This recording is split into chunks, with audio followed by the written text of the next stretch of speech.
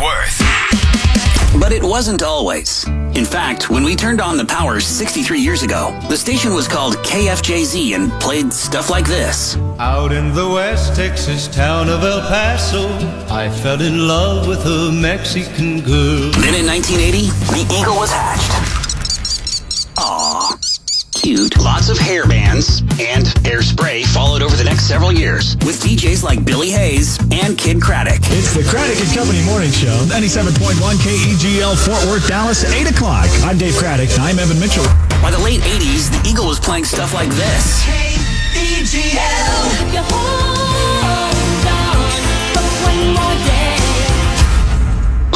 Okay. On to the 90s and grunge. Yay, the Eagle is back.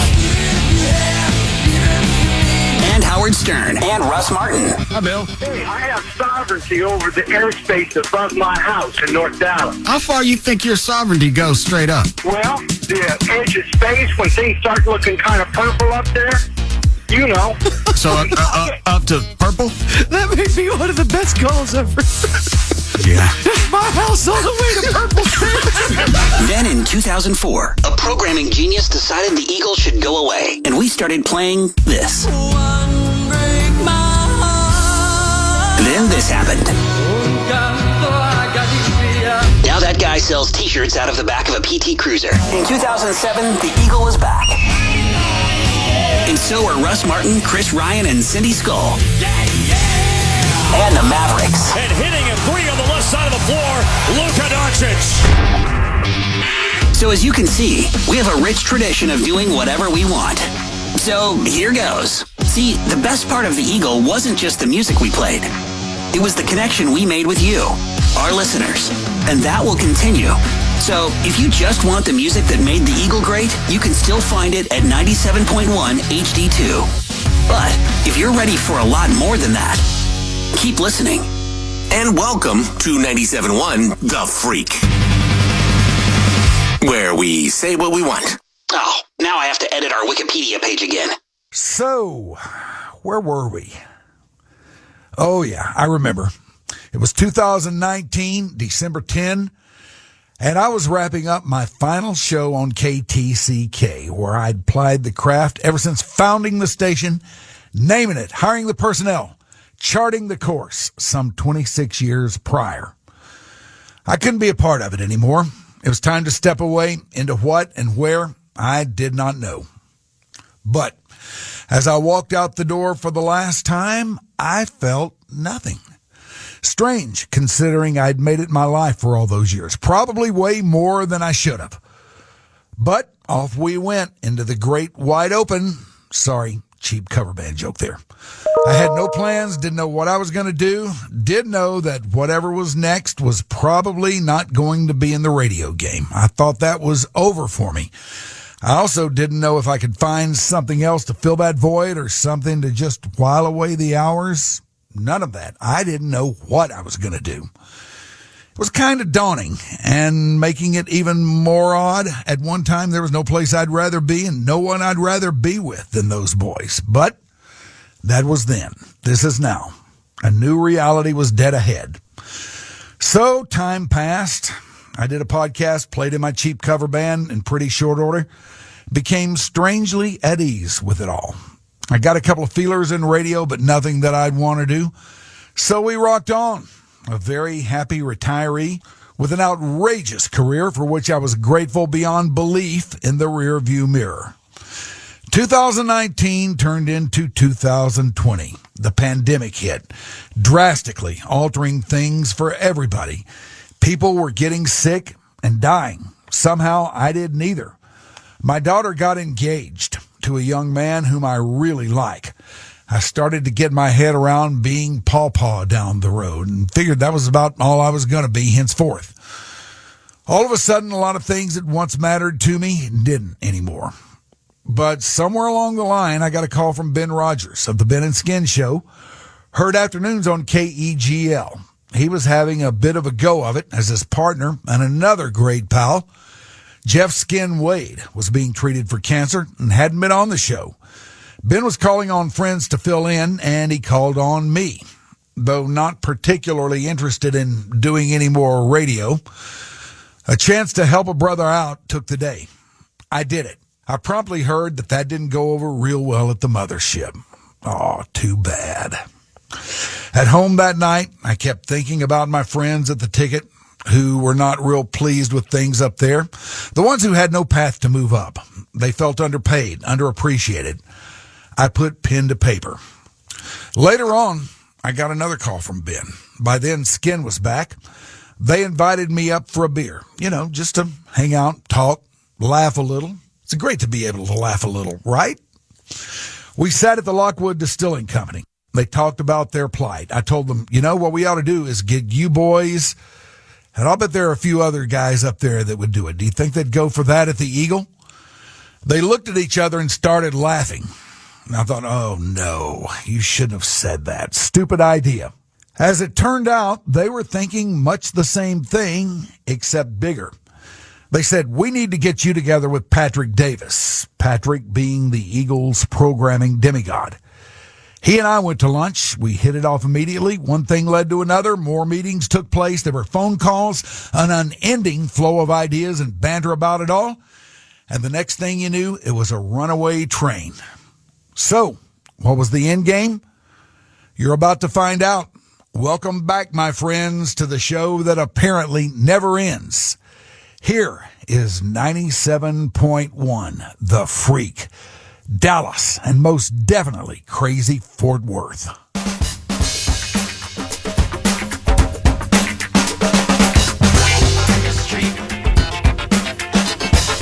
Turn it up, listen to the downbeat.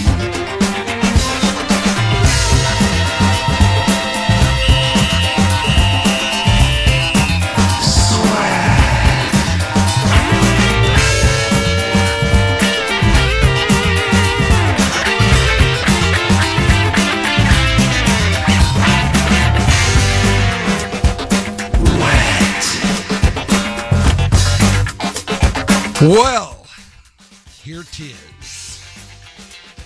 The subject of so much recent controversy, so much recent talk.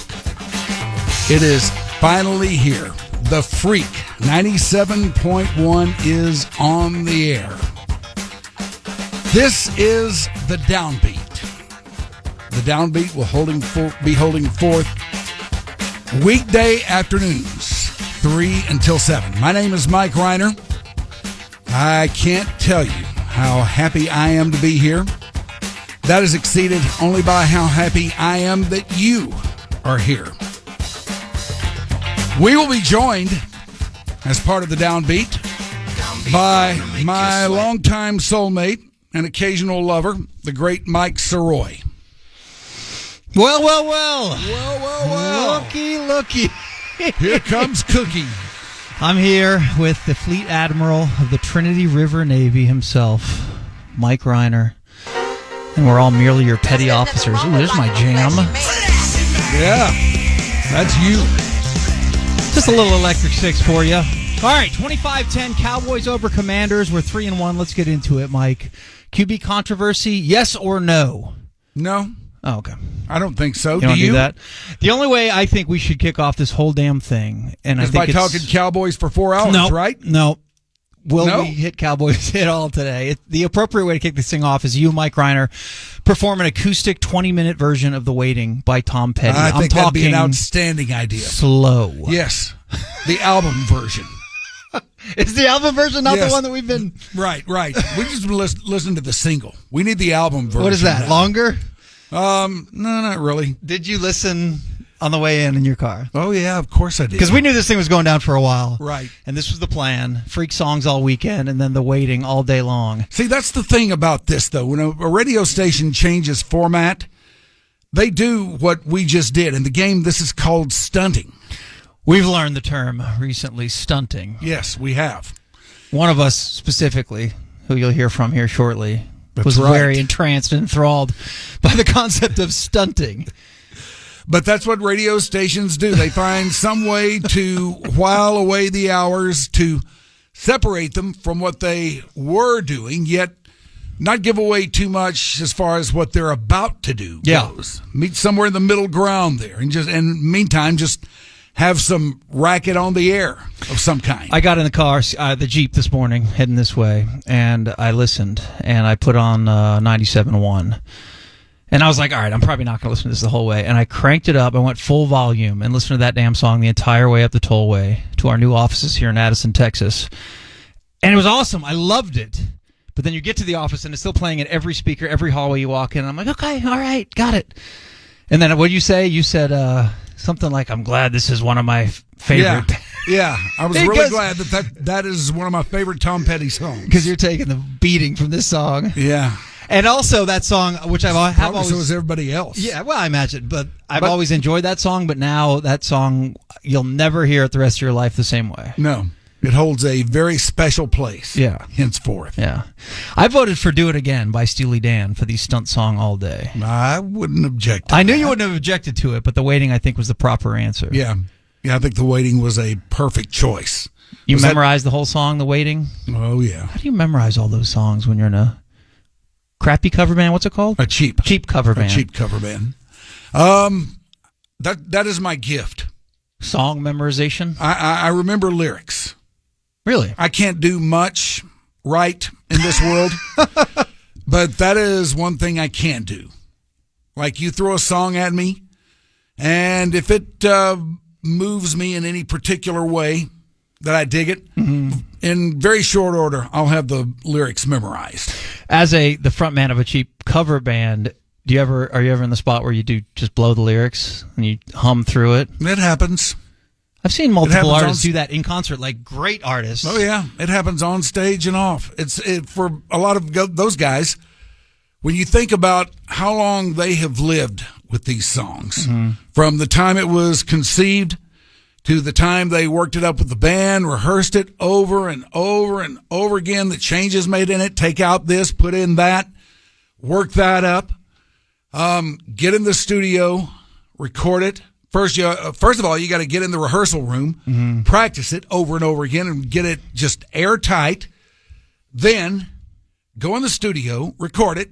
Who knows how many takes that entails? And then, if you're lucky, it turns into a hit, and that's all well and good.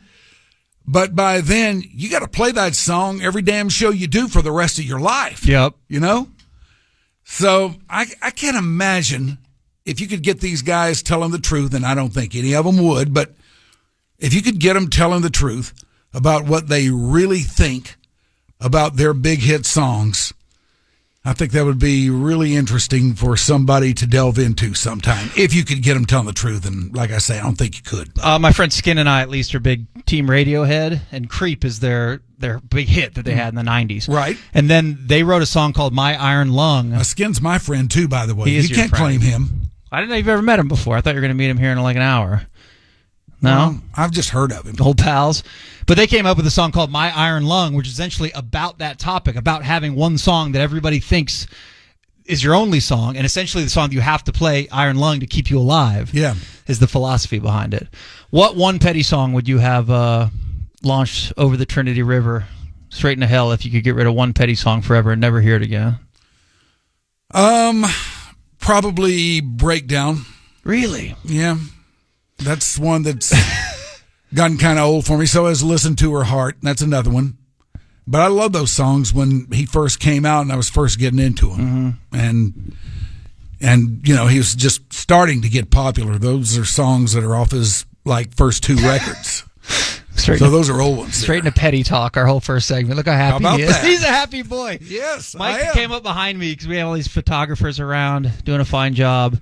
Yes, this is a big day today. I know. Look at all the looky-loos looking through the window, everything. It's kind of intimidating. Yeah, we got the whole crew in there. But the guy wanted to take a picture of me, and I was sitting at my desk diligently working, and I felt something on the top of my head that I thought was like either your thumb maybe, and then then he zoomed in, and I'm like, all right, that's his chin. Like, that's kind of cute. But no, after I heard the smack, I realized it was a full-blown kiss right on top of my beautiful bald head. That's right. That's what kind of a mood Mike Reiner's in today. That's right, because I love you, man. He loves me, and I love you too. And then he was doing the gritty in the hallway by himself, I also saw. Yes.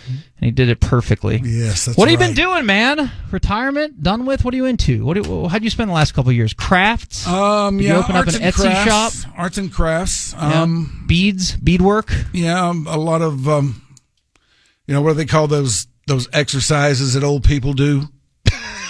Calisthenics? Calisthenics and old-timer aerobics and stuff. Jazzercise in the pool? Yeah, jazzercise, yeah. Staying fit? No storm chasing? No, I didn't get into storm chasing. Well, did any hobby come up in your... Just a podcast. Okay. I had a little podcast going. Actually, it's still going. But I had that working. Mm-hmm. And the reason I bring up Storm Chasers is because I had Jesse Hawila. Oh, yeah. From Channel 8 on the great. There. Yeah, the great Jesse Hawila. Yeah, that dude's funny. He is, man. I really like that guy. Mm-hmm. And he is a real live storm chaser. Okay, did you go along with him? No, I haven't gone along with him or anything like that, but he does that. Yeah. Like if there is a storm that he thinks is going to be pretty good brewing up nearby, he'll do what he has to do to go out there and get into it. Head straight toward Chase it, yeah. That does sound kind of cool. Have you ever done that? No, not chasing of any kind. Although Mama Vita just went through Hurricane Ian on the Gulf Coast of Florida. Although she got super lucky, she was in Sarasota. But like we had a couple rocky days, where you don't know where that thing's going to turn east and hit. Mm-hmm. So we've been through a handful of hurricanes, but never like direct hit the eye blasting you. Right. So if you just catch the outer bands, I mean, it can be obviously destructive. But sometimes when you're in high school, it's just kind of fun. Because you're getting days off for sure, and go outside and do the Michael Jackson lean into the wind. Yeah, I guess some of it, most of it. Yes, you do not shrink from it. Florida, not that I've ever seen. Anything touching the ocean is fine in Florida, but if you go more than about 3 miles inland, you're in the dangerous waters. Yeah, it gets scary in there. But no. How long were you in Florida? From what ages? Well, we're going to do a segment later in the week, and you're going to kick it off. What is it? Who the hell are they? Oh, yeah, that's right. Because we figure we do need to introduce ourselves. You too. Okay, well, just touch on this. Oh, yeah, then. for sure. No, I'm Miami, Florida man, and then I went to Sarasota, Florida. My dad was an offshore powerboat racer, and we'll get into him at some point. I'm sure he is no longer with us, but he left Miami and had to move to Sarasota for work, so we moved to the Gulf Coast of Florida, which is about an hour south of Tampa, when I was in 9th grade. And then I spent all through high school there, and then off to the United States Air Force because no college would have me. Yeah. But, we'll get into that. And who the hell are these guys? I think we'll start that tomorrow with you debuting the segment. Okay. We need to know who the hell you are. How about one question for you, though? How many radio stations have you worked at? Because we're going to talk freely about our previous stop at the Ticket. I mean, I don't, they're not going to mention us, I would imagine, under any circumstances. But we can speak freely about everything that went down there. And then there's some blowback where people think that you were like drafted by KTCK only, and that's the only station you ever worked at. But I mean, this is just part of a ongoing evolution of your life that you now find yourself at 97.1 The Freak. But how many stations total have you worked at? Probably 5 or 6. Okay. Yeah, all in this market. There was Zoo. Let's see. After that came WBAP for a little while. And then KZPS. And I did a little stuff here and there for 1 or 2 others. But then KTCK started, and you know the rest of that story. Or some of it anyway. You're wearing, that's a Zoo t-shirt, right? I am wearing a Zoo t-shirt. That's not an original. That's a reprint, right? No, yeah. It was never an actual t-shirt at all. What it is this was a Zoo sticker. Mm-hmm. This was my favorite Zoo sticker that they ever had, and it was in use before I got there. But I got a hold of one of those stickers and had somebody blow it up a little bit to where it would fit, like all across the front of a shirt. Nip to nip. Yeah, nip to nip. And made a t-shirt out of it. And so is that thing called the Freak Beast? There's some freak association with actually, that. this beast here was known as Zulu back in the day. And is that an elephant? Yeah, it's an elephant with a radio for a face or something like that. Yeah, an elephant with wings and a radio for a face.